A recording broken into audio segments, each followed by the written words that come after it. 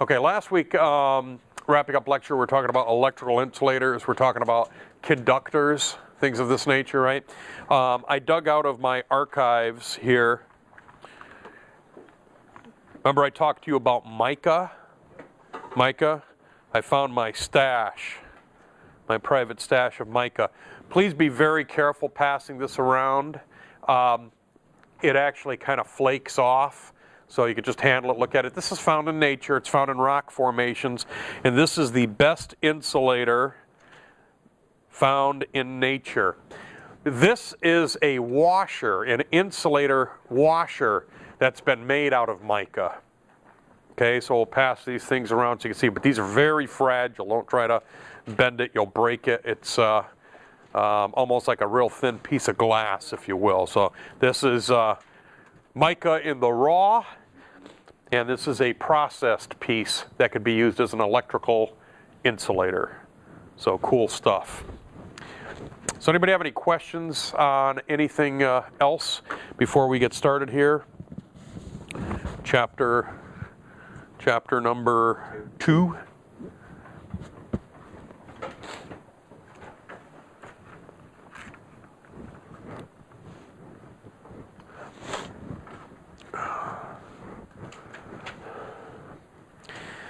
Okay, just to get us kind of ramped up from where we left off last week, we really started our discussions last week talking about the fundamental properties of electricity, and that discussion really started off with a discussion about matter. Matter is everything. If there is no matter, the absence of matter is called space. We could recreate the absence of matter here on planet Earth by using an industrial vacuum chamber. That's where we pump all the gases out of the chamber and we're left with nothing inside. Industrial vacuum is used a lot in industry, in the manufacturing process, so that they can remove everything from it and only introduce those materials that they want to be inside the chamber. Remember that discussion? Okay. The next thing we talked about, which is very, very critical, are the properties, the fundamental physics properties, if you will, of materials that are used in electrical and electronics applications. The most popular that we talked about is the conductor. The conductor is a material that has 3 or fewer valence electrons in the valence shell. Okay? That means there's basically, we talked about it like a parking garage. There's room for electrons to park in this valence shell. Therefore, it's going to make it a good conductor. Materials that have 5 or more electrons in the valence shell are good insulators, like that piece of mica that we're passing around right now. If you looked at that, you'd see, again, more than 5 electrons in the valence shell. That means if you're a free electron, you're not going to have any place to park on that piece of mica. We also talked about semiconductor materials. Those are materials that have 4 electrons in the valence shell. And for those of you that continue on in this program, ELEC 120, that's right where we're going to pick up the discussion, back to fundamental properties of physics as it pertains to materials. If any of you were in the classroom the other night, last week, I gave that lecture to ELEC 120, and we were talking about these fundamental properties, subatomic structure, because that discussion was all about solid state materials, silicon, germanium, that we use in the manufacturing of transistors and integrated circuits. The other big thing we talked about is, in essence, the beginning, the creation of electricity. When we have matter and we impart energy on matter, we could knock an electron off that valence shell. When we knock an electron off that valence shell, we end up with what's known as a positive ion. A positive ion. Because remember, in nature, matter is typically in a neutral state. That means it has an equal number of protons and an equal number of electrons. Remember that? That's how we end up with the atomic weight. Atomic weight or atomic number? Number. Which one is it? A is weight, B is number on the quiz. C is both. D is none of the above. Which one's it going to be? The number of protons is number. Okay? So that number, whatever number of protons we have, we also have the same number of electrons. That's what puts it in a neutral natural state. So when I impart energy on matter and I knock an electron off, now I have more protons that have a positive charge than I have electrons in the atom. That makes it a positive ion. In essence, what I just did is created electricity. That's what electricity is. Electricity is us applying energy to matter, knocking an electron off, gathering those electrons, and then saying, hey, electrons, have I got a deal for you? You want to get back to your parent atom and get it into a neutral natural state? Come this way. Go through this circuit. Do a little bit of work for me, and then I'll give you a path back to neutrality. And the electrons, they do this. So part of your careers in the electronics industry is going to be simply managing the behavior of electrons, making sure the electrons do what they're supposed to do. I guess that's why they call this electronics, right? Electronics, the study of the behavior of the electron. That's what this is all about. The other thing we talked about last week briefly was the coulomb, a unit of measure, right? A coulomb is like a gallon of gas, a dozen eggs, a bushel of apples. A coulomb is 6.24 times 10 to the 18th electrons. It's a big, huge Herkin number, right, of electrons. There was a guy by the name of Charles de Coulomb. He was counting electrons for a living, and then he died, you know? And then they said, hey, anybody here want to continue on Chuck's work? Anyone? Anyone? All right, we'll just call it even. We'll call, you know, the number that he came up with, 6.24 times 10 to the 18th, we'll call that a coulomb. 1 coulomb per second is the ampere. That was put together by a guy by the name of Charles Ampere? No, Andre Ampere, another Frenchman, or Beret. Andre Marie Ampere. And you know what? Universally, that's accepted. See, the amazing thing, I enjoy travel all around the world. People speak different languages. We use different coins, different monetary values. When it comes to current, worldwide, the ampere is the accepted value that we use, no matter where you go. So, those of you that are learning, if you have English as a second language and you struggle with this, we're all learning a new language. It's the language of electronics. And the word we're going to study tonight is current. Current. And you already know kind of a little bit about current based on our lecture last week. Well, we're going to pull back the curtains and study a little bit more tonight. After completing this chapter, you're going to be able to state 2 laws of electrostatic charges. I'm going to give you a heads up. Anytime you see the word law, you should like sit up straight and like take note.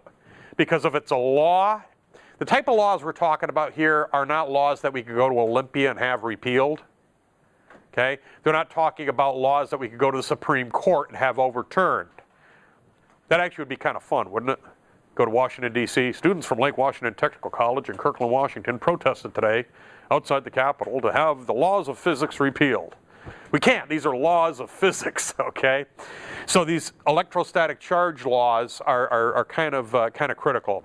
We're going to be able to define coulomb, identify the unit used to measure current flow, define the relationship of amps, coulombs, and time through formula. Describe how current flows in a circuit. Describe how electrons travel in a conductor. Define and use scientific notation. And identify commonly used prefixes for powers of 10. Some of you may be familiar with this law. You've probably heard it before. The first law of electrostatic charges are like charges repel each other. Have all of you heard that one before? Okay. The other thing that you're probably familiar with is like opposites attract, right? Opposites attract, and that's not only in relationships, that's actually the laws of electrostatic charges. Opposites attract is actually the second law of electrostatic charges. So if I got a negative and a negative, They're going to oppose each other. If I have a positive and a positive, they're going to oppose each other. If I got a negative and a positive, pow, they're going to be attracted to each other. Same concept with magnets? Yep, very similar. That's not electrostatic, that's magnetism. It's a different property, but the same thing. North's going to be attracted to south. You got two north poles, they're not going to be attracted. They're actually going to push back on each other. Two south poles, the same thing. So we're actually going to study that in future chapters. But this is the law of electrostatic, not electromagnetic. So just keep those two separate. Coulomb. Coulomb is the unit adopted for measuring charges. In last week in lecture, I gave you the number 6.24 times 10 to the 18th. I figure I'd wait a week before I actually showed you what that number looks like. I mean, it's one thing for me to say up on the board it's 6.24 and then 16 zeros after, but this is really what the number looks like. Okay? It's really what the number looks like. One of the reasons that we need to use this form of notation is that this number right here will not fit in your calculator. It won't fit in your calculator unless you enter it in this form. And I'll show you. By the end of the lecture, I'll show you how to make sure you know how to enter it in that form. It's kind of funny because if you had your neighbor down the street or whatever, and you found out that they were going to college in an accounting program, right? If they're going to go to school to become an accountant, you'd probably say, wow, that person must be really good with numbers, okay? Tell you what, if you're Bill Gates' accountant, you're not dealing with a number like this, okay?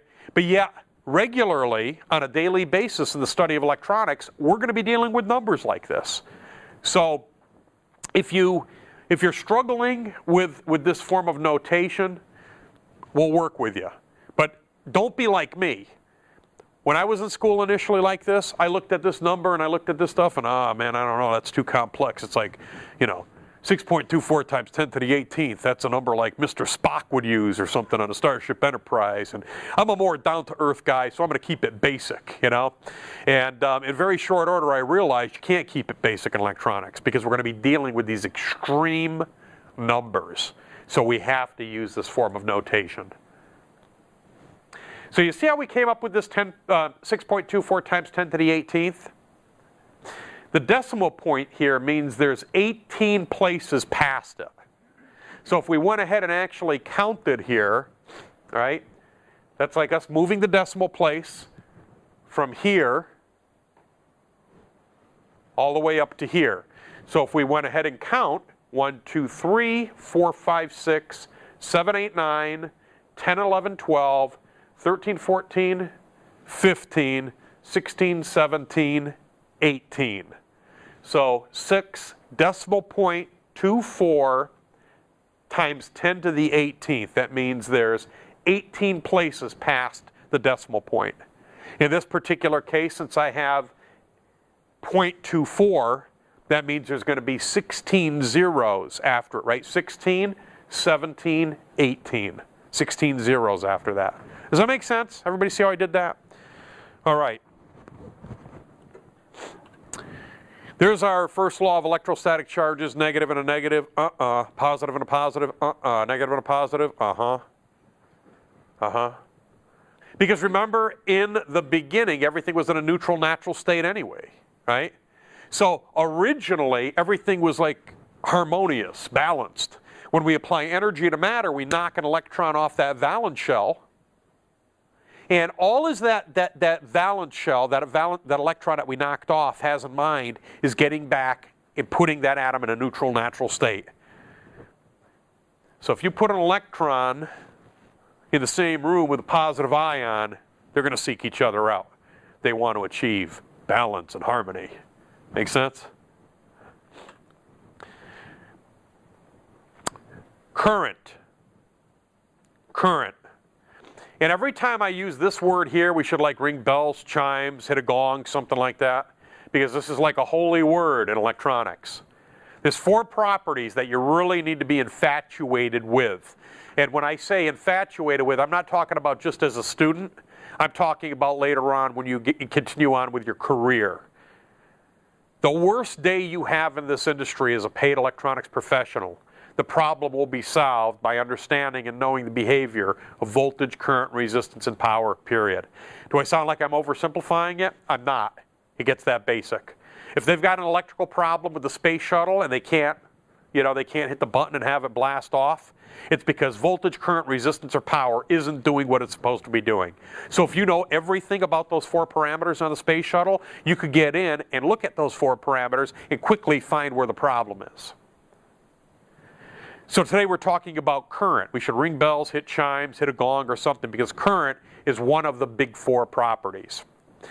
Now the textbook talks about current as being the drift of electrons from an area of negative charge to an area of positive charge. I don't like this definition, the drift of electrons. Makes it look like I'm an electron and I'm drifting, I'm floating, okay? An electron is more like if I'm negative charge and there's like positive ions out in the freaking hall, I'm gonna be like,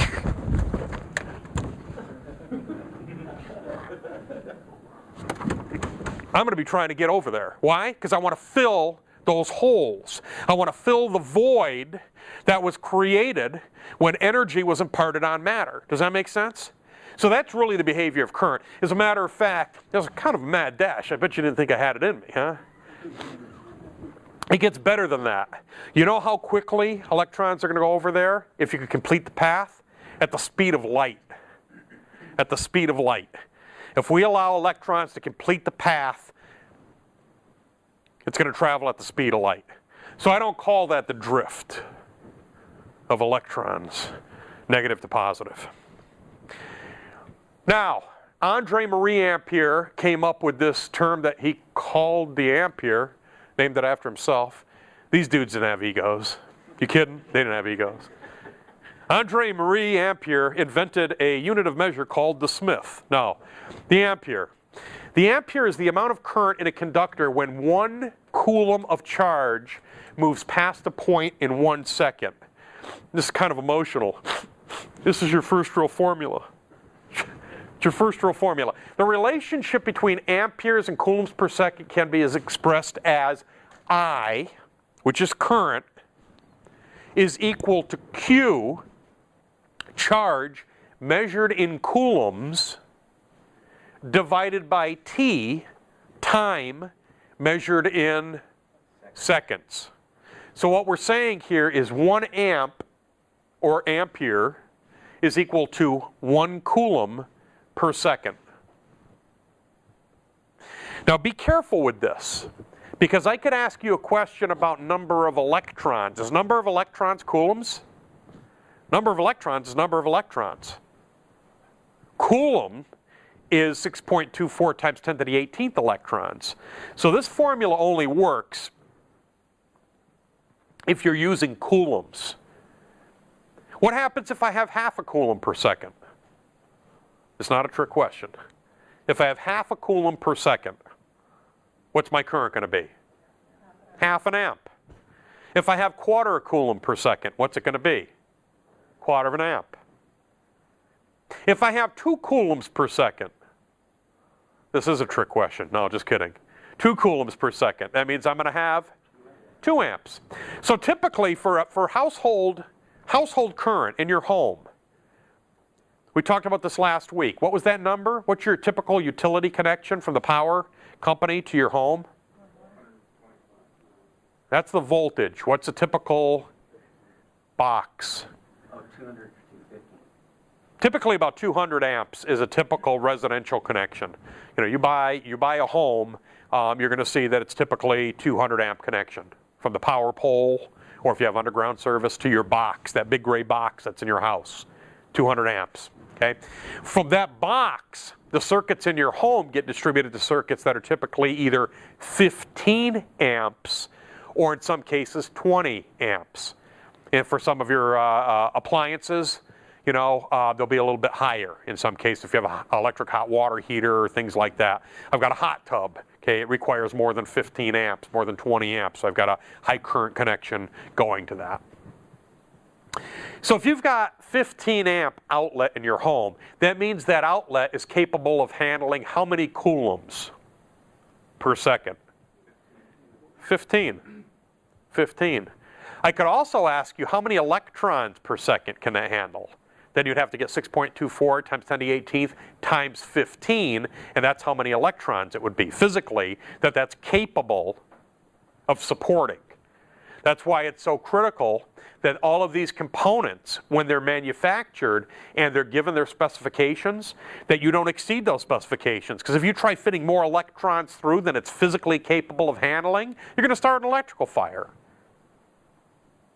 Okay, so everything has ratings associated with it, current ratings, and this is why physically it can't handle any more electrons. If you try pumping, if you got a garden hose and connected it to a fire engine, okay, and turn the pumps on high, what do you think is going to happen to that garden hose? It's probably going to blow up. It's probably going to explode, right? It can't handle that volume.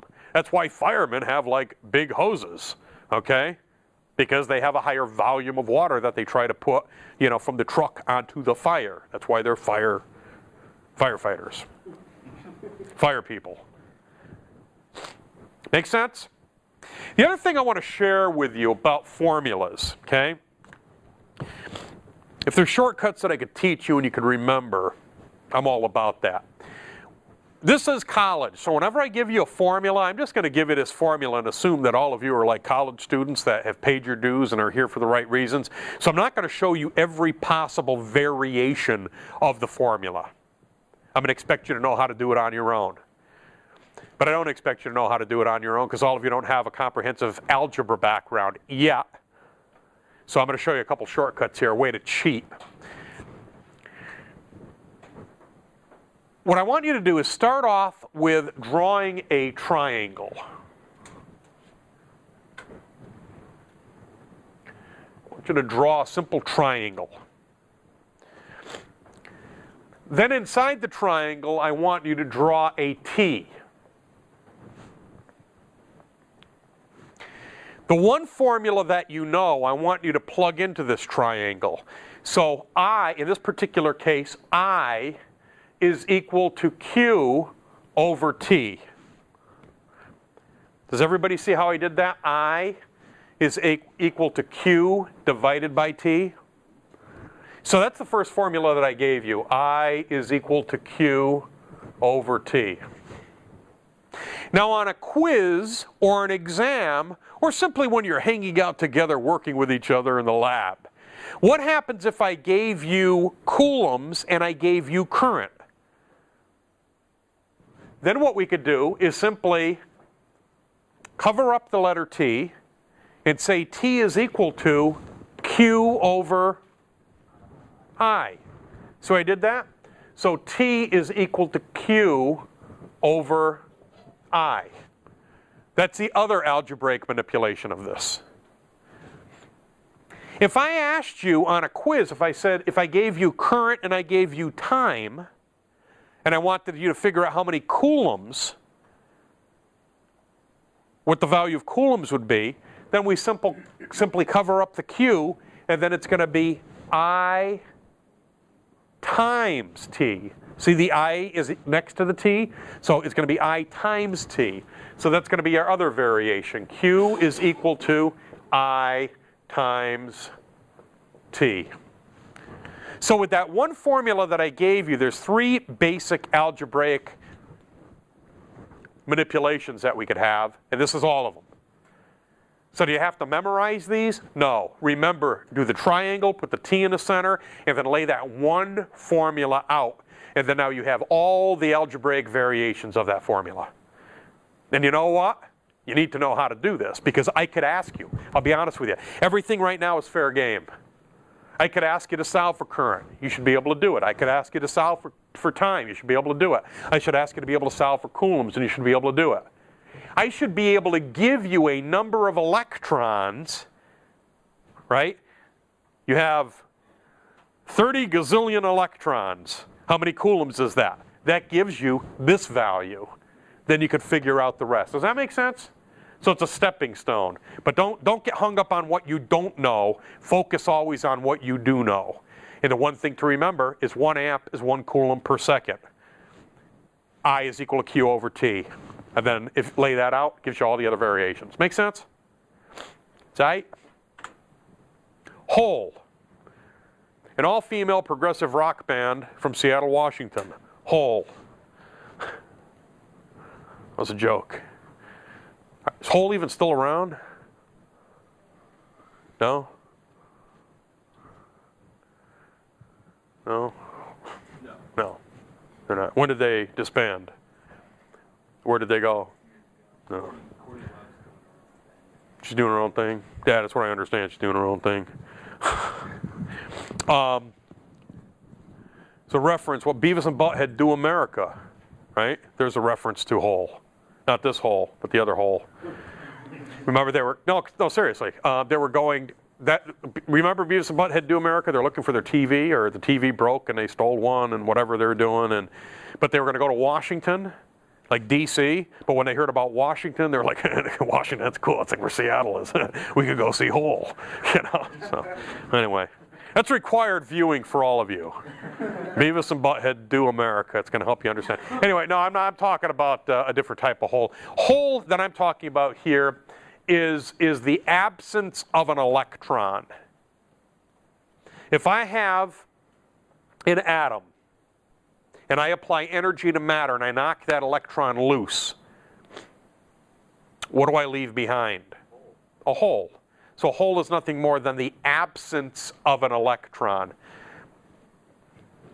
The reason I want to point this out to you is that here at Lake Washington Technical College, every other technical and community college in Washington State, in the country, the U.S. military, all branches of the U.S. military, technical schools, a lot of universities all embrace what we embrace, and that is electron flow.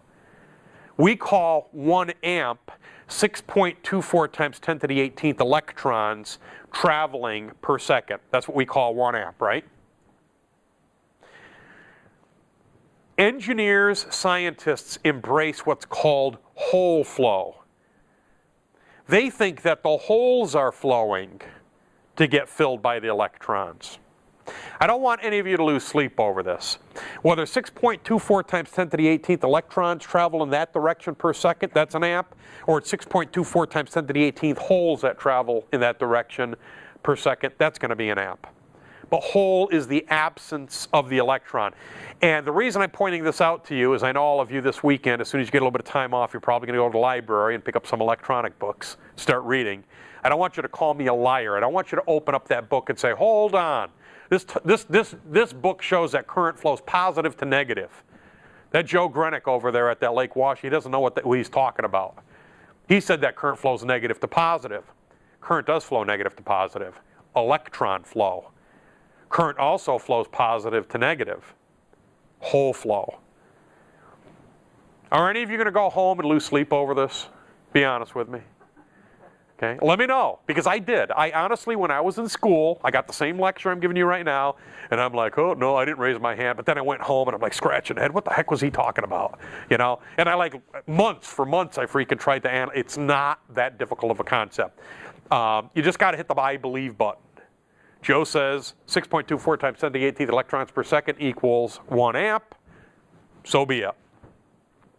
We do want to talk about hole briefly so you can differentiate between electron flow and hole flow, and also to prepare you for what you are about to receive in the future. Because again, if you sat in on my lecture last week on ELEC 120, guess what? We started talking about hole flow again, because hole flow is significant in the study of semiconductor devices, solid-state devices. If you want to understand how a transistor really works, you have to embrace hole flow. So we are going to talk about it more here at Lake Washington, but you don't need to beat yourself to death on it. Question? Do holes have matter in them? Well, you got to realize that the hole itself, no, is the absence. But if you're talking about matter that exists and it's the absence of the electron, then we're really talking about a positive ion. And a positive ion does have mass because you got all your protons, you got all your neutrons, and of course that's how we determine atomic weight. Very good. Answer A. Fill in the A. Atomic weight. number of protons and neutrons. So hole is the movement of an electron from one atom to the next, creating the appearance of a positive charge moving in the opposite direction. So that's what we call hole flow. If you had a piece of copper, which we know copper is a good, abundant conductor, this is kind of how the electron path, how it would work. Negative to positive, kind of copper atom, it would jump over here to copper atom, jump over here to copper atom. Make sense? Drifting along. Drifting along at the speed of light. This here we see, again, a conductor. We've got electron flow left to right, current flow left to right, hole flow right to left. Make sense? Okay. I want to show you something how this really works, because the way they're making this look, and I think you guys are all buying this, right? Because again, you kind of got to believe me, right? But this is kind of like, the free electron is kind of like hopping from copper atom to copper atom, because there's 3 or fewer electrons in a valence shell, right? It's kind of hopping along, there's another copper atom, you know? You ever jump across a stream, right? It's kind of what they make it look like here, right? Okay. Everybody at this table here, can you just back up here? Nobody has a coffee or anything on here, okay? Can you put your hand on the end of the table just like this, okay? Okay, let me know how quickly you feel this. That is how current flows through a conductor. That's how current flows through a conductor. The speed of light, instantaneous. Instantaneous. If I've got a negative here and I've got a positive there, pow, instantly that is going to be felt on the other side. That's how current flows through a conductor. So it's not this. Got to have your tongue out when you're doing it too, right? Doesn't work like that. It's instantaneous. The speed of light, which is important. 186,000 miles per second. The speed of light is 186,000 miles per second. Or for those of you on the metric system, 300 million meters per second. 300 million meters per second. Or for those of you that keep track of all things nautical, 161,000 nautical miles per second. And I got a couple chuckles out there. It's kind of like, well, Joe's ex-Navy, he would probably know that. No. I'll tell you what, if you know those 3 numbers, 186,000 miles per second, 300 million meters per second, 161,000 nautical miles per second, if you know those 3 numbers, you could probably get about 8 or 9 questions right on your FCC license exam. Because it's how RF energy transmits as well. If you're working on a radar, you want to get your radar endorsement to be able to work on a radar. The only radar in the world that I am familiar with that operates in statute miles is the radar that's operated by the police. If you're on a Washington State ferry and they're looking at a radar, that radar is calibrated for nautical miles. So all the math that takes place internal is 161,000 nautical miles per second. If you go to work for the Federal Aviation Administration and you work at Seattle TRACON, that keeps track of all the aircraft arriving to Seattle and departing Seattle, the radar that they're looking at is calibrated in nautical miles. And the aircraft also travel speed-wise in knots. In knots, which is nautical miles calibration standard. Okay? So that's why those numbers are very important. That's how fast current travels. That's how fast radio frequency energy travels at the speed of light, or close to the speed of light. There's actually some atmospheric anomalies that kind of slow it up a little bit, but generally speaking, it's the speed of light, which is also important to realize. That's why it's so great you got me as an instructor, because you could learn from all of my goofy mistakes. Back when I was in the Navy, the only way that I could get a raise, the only way that I could increase rank, was obviously not getting in trouble for a period of time, which is actually another funny story. I'll share that one with you in a second. I forgot all about it. But anyway, the other thing is by taking professional examinations twice a year. And I remember one of the exams, you would have thought I would have been ramped up with this stuff. I got to this whole section of the exam once when I was trying to, go up in rank. And they started talking about the behavior of antennas in outer space. And I was like, I'm a submarine guy. I have no freaking clue how this antenna is going to behave in outer space. What the heck are they talking about? The Navy's got like people in outer space, and I just got myself into a tailspin, and I couldn't even answer anything instead of looking at the obvious. How do antennas behave in outer space? Perfectly. Theoretically, perfectly. That's what they were looking at. So I got all those questions wrong because I could just, man, they're talking about going to freaking outer space. I'm not going to outer space. I want to live beneath the sea. So, more on that, on keeping out of trouble. Can't make this stuff up. I was looking at a copy of my medical record. I have a copy of my military medical record at home, and I was looking through it. And I came upon on a page. I got into a slight altercation. And actually, the medical record reveals 25-year-old Caucasian reported to sick call, reports being worked over by 2 bouncers. And then it goes into how I slept well and I woke up somewhat sore. And basically, I reported the sick call, and I had a crushed, my cheekbone got broken. And one eye was pointing one way and the other eye was pointing the other way. And finally they said, you got to go get that looked at. So, but right in there in print, reports being worked over by 2 bouncers. Called my son over. I said, check this out. It's kind of cool. I should have that framed, put that in my office, my medical record, But anyway, I was a good sailor.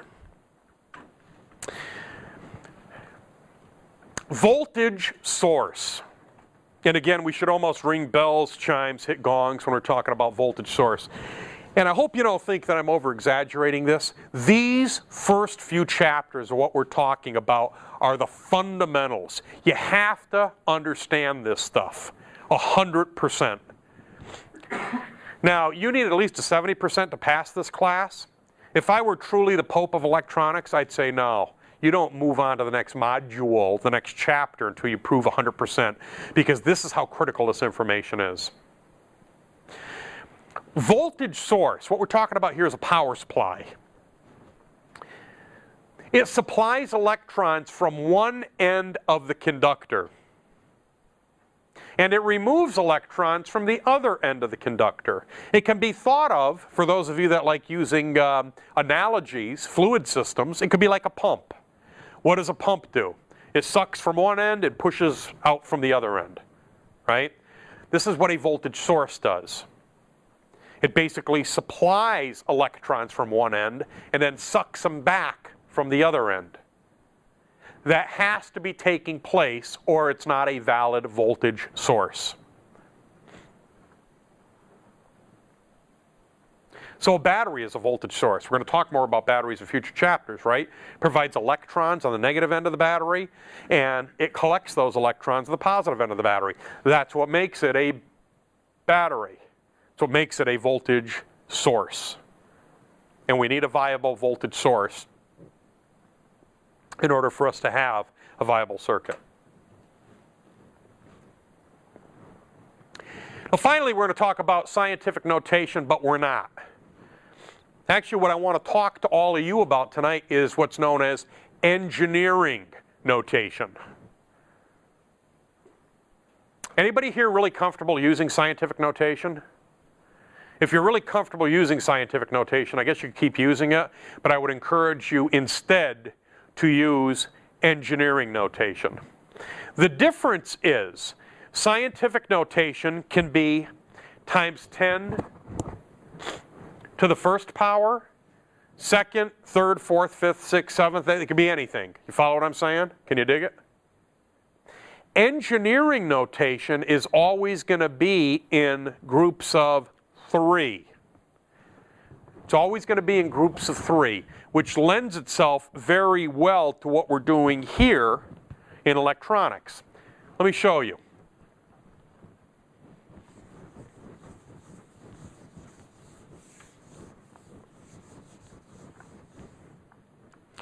Let's start off with a decimal point. Oops, there it is. There's the decimal point. Okay? So if I put something to the left of the decimal point, this is going to be my base 10. This is going to be my ones column. So this number here could be anywhere from 0 to 9. If I get 9 and I add 1 to it, 9 plus 1 equals 10.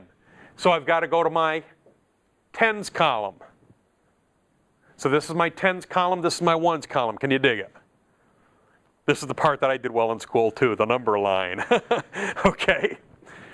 If I get up to the number 99 and I add 1 to 99, now I increment to the hundreds column.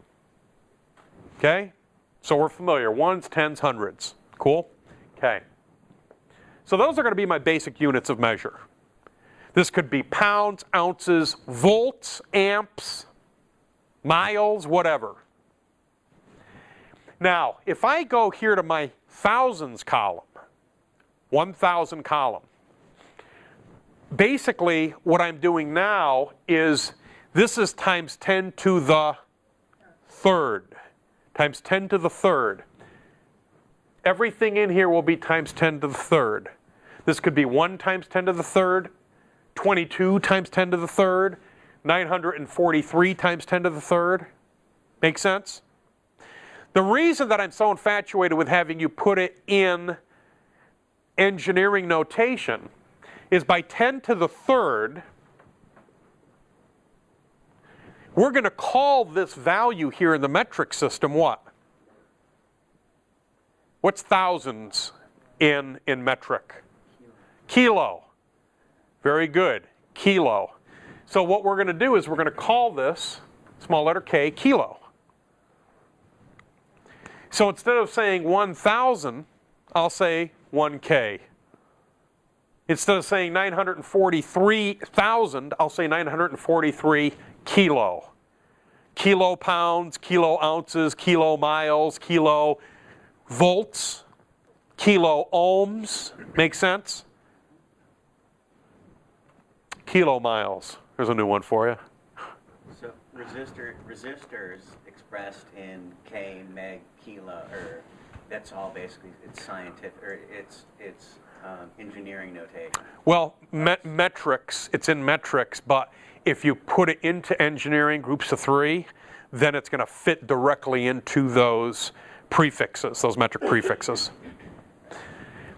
So 3 more places past the decimal point.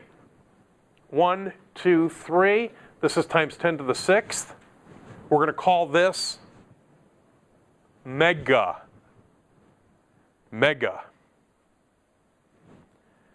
And in actuality, it's like millions, right? 1 million, 10 millions, 100 millions. Mega.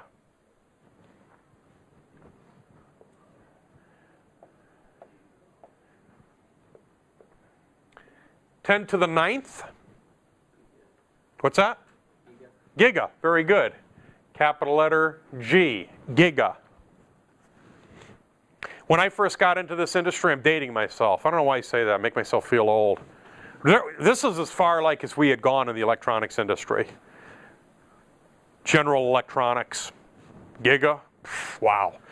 And I'll be honest with you. Where I used to work in electronic intelligence, the only people that could afford to play up here in giga values were superpowers. It was either us or the Soviets, and we knew what we had, so if I detected something that was in gigahertz, it had to be the Soviets. Okay? Now, giga, commonplace. After school today, you could probably stop at Fred Meyer, pick up a laptop computer that's got a, 80 gigabyte drive in it for $49. That's actually too much money. $49 you could get a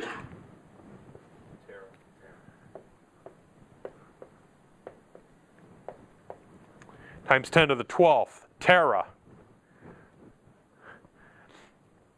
Tara also happens to be a barista down in Federal Way that's kind of got it going on, if you know what I mean. I don't even know what I mean. I don't even know what that is. Tera.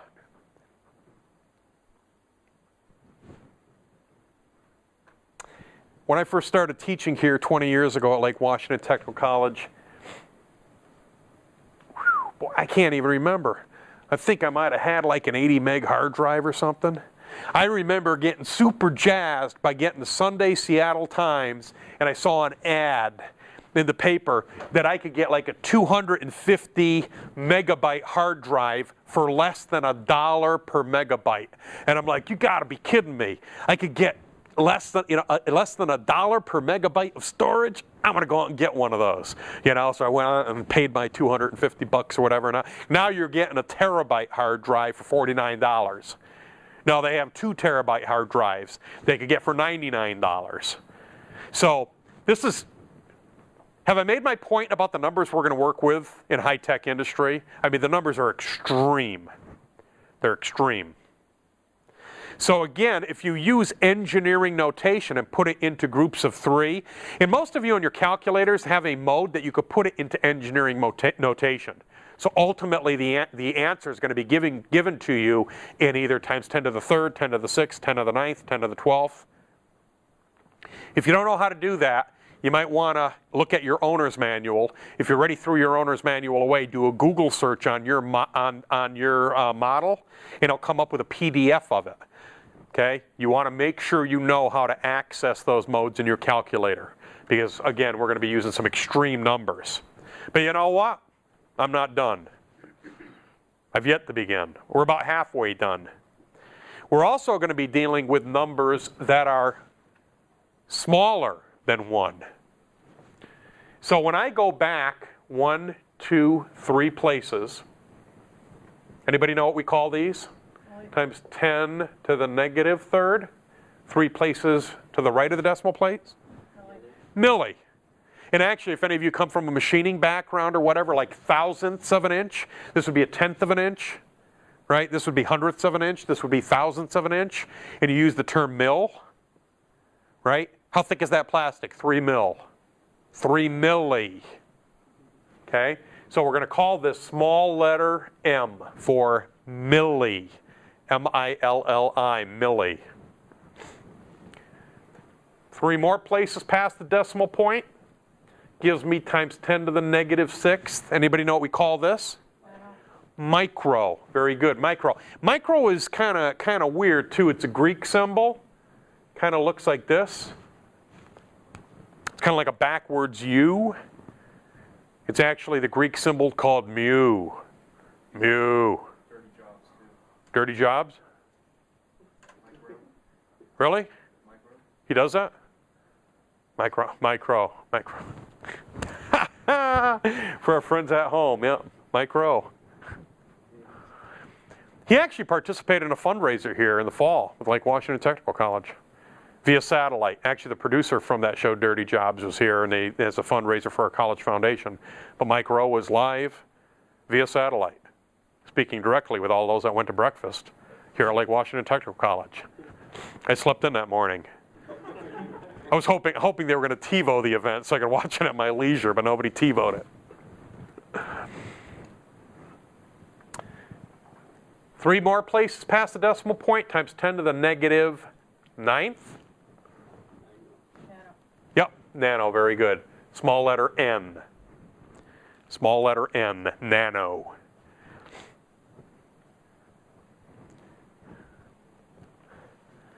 Any of you have heard about nanotechnology? This is kind of like where nanotechnology is playing around with now. 3 more places past the decimal point times 10 to the negative 12th. Pico, small letter P, pico. Suffice to say, I could go further. There's a couple places past this, but it's beyond the scope of what we're talking about right now. But as students at Lake Washington Technical College, you on a regular basis are going to be dealing with numbers times 10 to the negative 12th to times 10 to the positive 12th, sometimes in the same problem. So like I said earlier, even if you're Bill Gates' accountant, even if you're the IRS itself, anybody here not filed their taxes yet? 2 of us? 3? Be honest. 4? It's actually funny. I was with friends on Saturday. We stopped at Starbucks for a cup of coffee, and my friend saw this woman that she thought she recognized, that she knew, and you can't make this stuff up. It's like, she's like, you look like a good friend of mine, blah blah blah. And do you work for Quest? No, I don't work for Quest. Well, I work for the IRS. Really? Excuse me, ma'am, but you look lovely today. Can I buy you a pastry to go take a cup of coffee? Hey, you don't want to tick those people off. That's who finally brought down Al Capone, wasn't it? Right? The IRS. Anyway, we're going to be dealing with numbers like this, so we have to make sure we get it right. So in most of your calculators, you'll have a key EE, and you could enter that. Whatever you do, do not enter it as it appears here on the, don't go 3, hit the times key, 10 to the third power. You're actually going to end up a decimal place off with that. You have to enter it, the EE key, exponential notation. Any questions on that?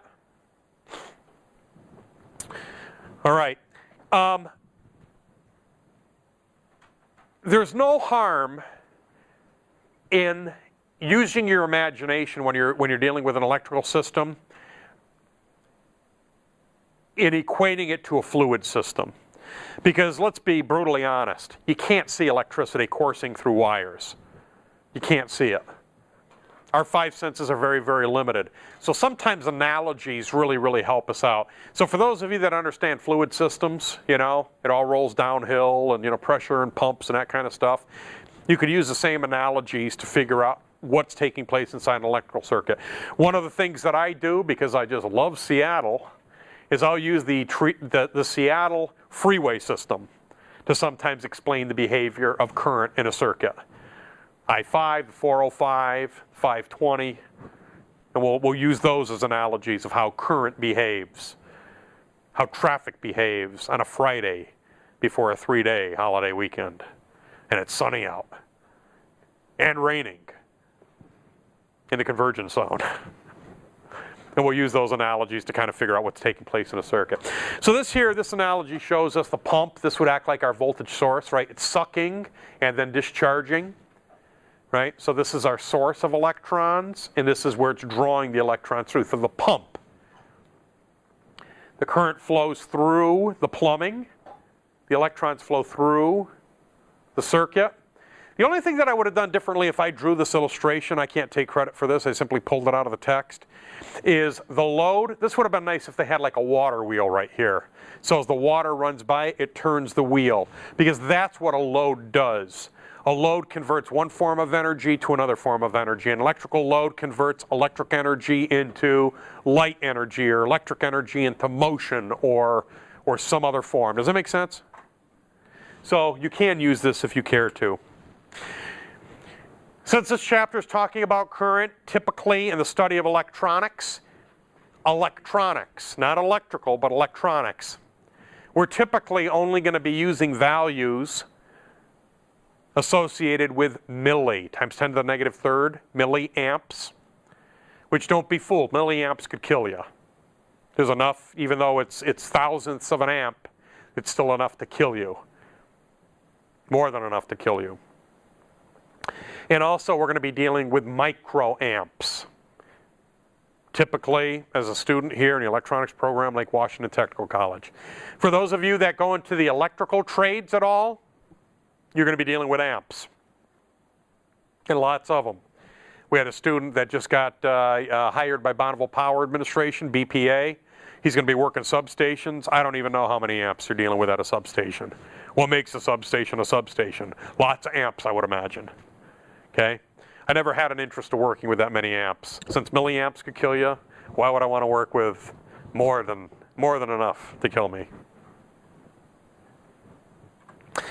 In summary, we talked about the laws of electrostatic charges. The first law is that like charges oppose each other. The second law is unlike charges attract each other. A coulomb is 6.24 times 10 to the 18th electrons. Electric current is the flow, not the drift, the flow of electrons in a specified direction. Measured in amps, conceived by the dude by the name of Andre Marie Ampere. And Andre Marie Ampere stated that 1 amp is equal to 1 coulomb per second. That's the relationship between current, electrical charge, and time formula. We talked about holes moving. Holes move in the opposite direction of electrons. Electrons travel negative to positive, holes travel positive to negative. We talked about scientific notation. Negative exponents, specifically milli, micro, nano, and pico. And we talked about positive exponents, specifically kilo, mega, giga, and tera. And tera also happens to be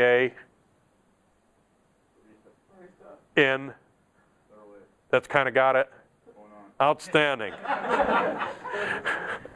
If you know what I mean. I don't even know what I mean. We're going to talk about milli prefix. Typically, these are the values of current that we'll see in an electronic circuit. And also micro times 10 to the negative 6. These are also values of current we'll typically see inside an electronic circuit. Make sense? Anybody have any questions on anything that we covered in Chapter 2? Chapter 2. All right, let's go ahead and take about a 15-minute break, and at 6:45, we'll go ahead and kick things off again.